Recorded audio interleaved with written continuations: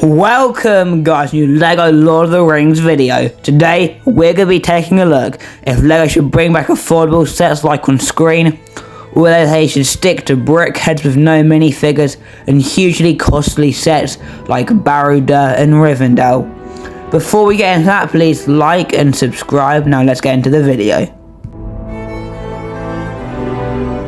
Now LEGO Lord of the Rings history started a long time ago, back in 2012 to 2014, where the first sets were released and also the last for the Hobbit and the Lord of the Rings LEGO themes.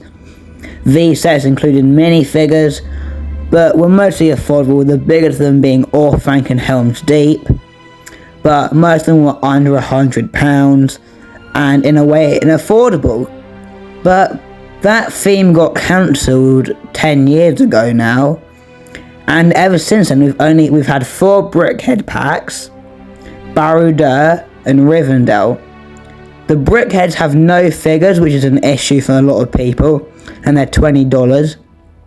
Barrow-Dhur was £400, Rivendell £430 just for the figures with the set. So if you want figures now, that's over £400 at least that you're going to be paying to get your favourite characters like Gandalf, Aragorn, Frodo, Sauron, Gollum, Sam, Legolas, Gimli, Elrond, any of those characters now. It's so expensive to buy, and the second-hand market for them has gone up so insanely much. And the gift with purchase with the Fell Beast, that was sold out within 2 hours of midnight in the UK area. That's insane, the demand of figures like the Nazgul and people like that. And if you want to build an army of orcs, that's going to be so expensive now. So that's basically how Lord of the Rings theme has been so far, in that it had a whole thing where none of the stuff got released for it, which is quite sad. But now that it's returned, do I think affordable sets will return? What do I think they'll be? And when do I think they'll happen? Now, as you might have seen from my video a few days ago, I'm predicting that a Minas Tirith set will be released within the next year or so. So, I think that maybe after that set's been released, we could get a collection of minifigure scale sets. And one of the comments on that video was that they wish that the set would come in multiple bits, so that like a Mumakil, some wall, some tower, just stuff like that, so that it didn't cost so much up front for like your average buyer. And I thought that comment was really onto something there, with how they could split the sets like they did Helm's Deep with the Deeping Wall and the Hornburg. And I think that we should really get a return of affordable sets, but I don't know if it will happen with Minas Tirith, as to me, I just don't really see that being the set to do it for. I think they should do it from the start of the battle, before the Rohan come, before the Haradrim, before the Eastlings, before any of that. Just orcs and Gondorians and trolls and the Witch King would just be really perfect for that set, in my opinion. And do I think brickheads will carry on? I do think they'll carry on, as they seem to be selling fine for them to make another one, and I think they should complete the Fellowship with that. And yeah, so that's kind of my thoughts on when it will happen, so maybe 2026 overall. And yeah, so now let's get into the dream wave of LEGO Lord of the Rings affordable sets now. Now, starting from my dream wave of LEGO Lord of the Rings, first of all, I'd have a Edoras kind of diorama. This isn't really a play set, but I'd throw in a King Theoden figure to go with it, so that people can get that super expensive figure.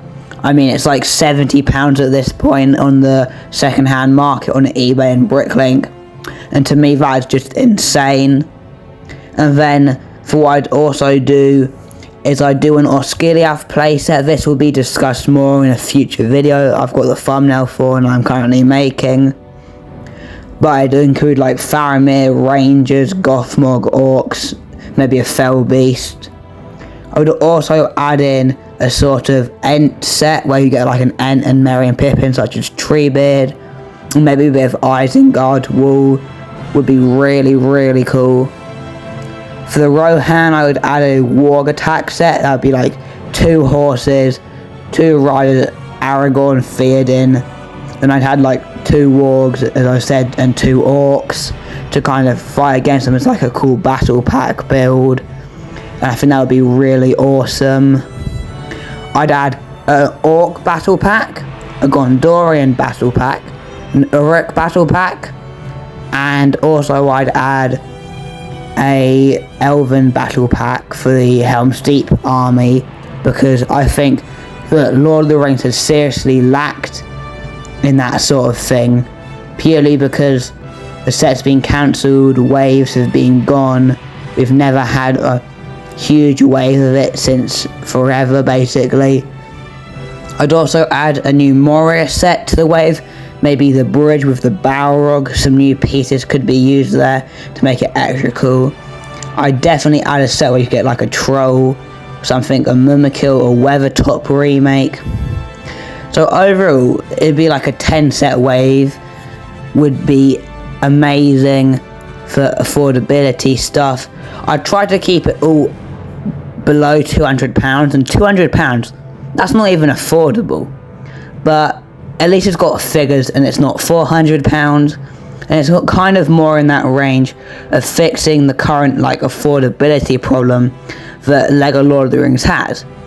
And a similar thing is happening to Star Wars, in my opinion, where we're getting a lot more adults welcome sets instead of like children's play sets. And I think that should really change, but that is a topic for a whole other video. I do currently like the state of LEGO Lord of the Rings. I think it's good. But please like and subscribe. Thank you for watching.